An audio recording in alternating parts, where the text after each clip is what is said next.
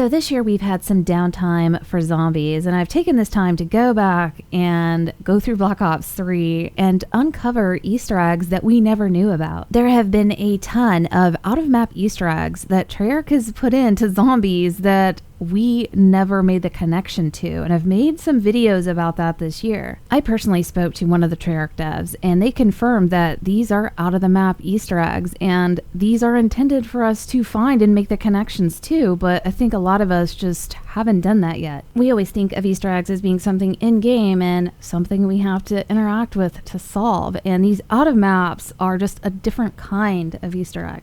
And earlier this year, I made a couple of really big videos about some of the iconic maps that were heavily based on movies that we did not know about. One of the videos was talking about how Eisendrache is heavily based on a movie called Where Eagles Dare. They based our intro cutscene on the movie's intro, and then the poster is identical. And then there are areas around the map that are only in our map because they exist in the movie. I've got the full video on that, and I'll have it linked down in the description if you guys haven't seen it. Then, after I made that video, I looked into information showing that Origins was heavily based on the movie Sucker Punch. Origins map was designed after one of the settings in the movie where they go and fight on a battleground against an undead army. The Easter egg steps for the One Punch are based directly off of what you see in the movie, and the Panzer is also directly designed after the mech that they have in the movie. The zombies are also designed after it, and there's a fight scene in the movie, and our intro cutscene for Origins reenacts that. It surprises me that these out-of-map Easter eggs have gone for a very long time undiscovered. We're just now realizing that, oh my gosh, yeah, these maps were directly designed after these movies. And since they're heavily theming maps after movies, you would wonder, did they stop there? Are there other maps based on other movies? And it looks like, yes, there are. And shout out to my friend in the UK who let me know about this. This is something I don't believe really anyone knows about. And it's so cool going back and looking at it and being like, wow, yeah, that's based on a movie. And it's the Zetsubou No Shima intro. The intro is based on a fight scene from a 1989 movie, Indiana Jones and the Last Crusade. I mean, it's an absolute iconic movie and one of my favorite series. And then to see that Zetsubou No Shima intro is based on a scene, I just love that. That is so cool. I'll show you guys the similarities between the two, but our intro and the events that happen and the way that they unfold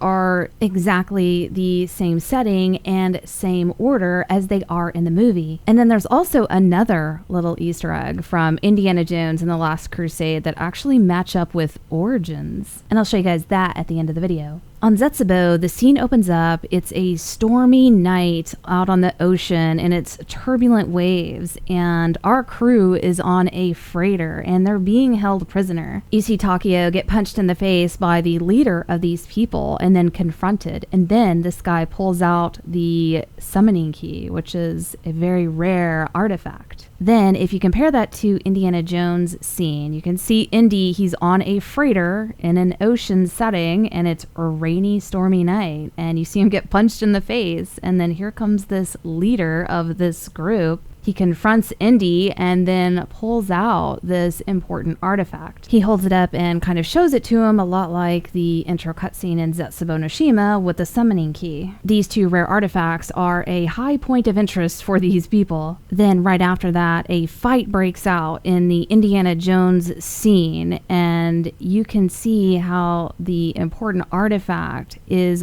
almost thrown overboard and they barely catch it before it goes into the ocean. Then you go back to Zetsubou and you can see a fight breaks out and the summoning key almost rolls off of the freighter into the ocean, but they catch it just in time, just like in the movie. Then our crew starts a fire on the ship and then jumps overboard, escaping, and they float off on some debris. You can see the fire exploding and sinking the ship in the background. Then you go back to the Indiana Jones scene and you can see Indy jump into the water. He grabs onto some debris, and in the background you see the ship exploding and then sinking. So yeah, scene by scene, our intro is this part of the movie, and it's so cool to see this because it helps to make it make more sense, because it did to me seem a little random. Another similarity from Indiana Jones and the Last Crusade was this scene here where his father sits in a chair and then leans back, and this secret staircase opens up and spirals down. I can confirm that that fight scene was what they used for inspiration for the Zetsubou No Shima intro. This I'm not too sure about, but if they're already using it for Zetsubou, then it's very possible that this scene here helped to inspire the spiral staircase that we open up on Origins. There are still a lot of these kind of out-of-map, Easter egg, or inspirational themes that I need to cover, but this one I thought was pretty awesome, so I wanted to share it with you guys. But I hope you guys enjoyed this, and we'll see you next video.